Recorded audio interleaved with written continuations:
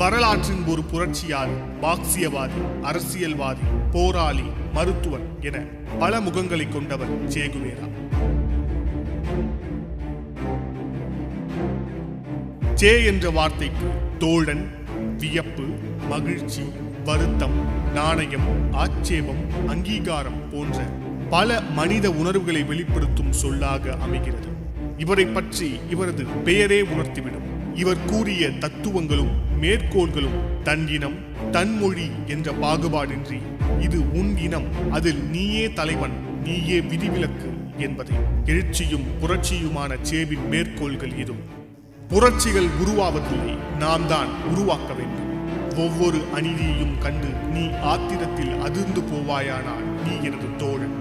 ஒருவரின் காலடியில் வாழ்வதை விட எழுந்து நின்று உயிரை விடுவது எவ்வளவோ மேல். உன் இனத்தில் யார் பெயரை சொன்னால் எதிரி குலை நடுங்குகிறானோ அவனே உன் இனத்தின் தலைவன். நான் சாகடிக்கப்படலாம், ஆனால் ஒருபோதும் தோற்கடிக்கப்பட மாட்டேன். போருக்கு செல்லும் போது கையில் ஆயுதம் எடுத்து செல்லாதே.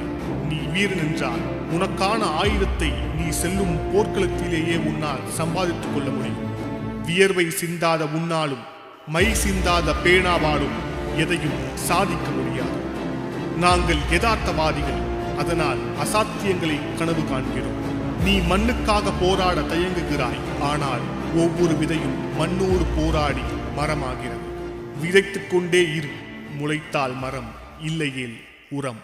உன் குலம் வாழ்க.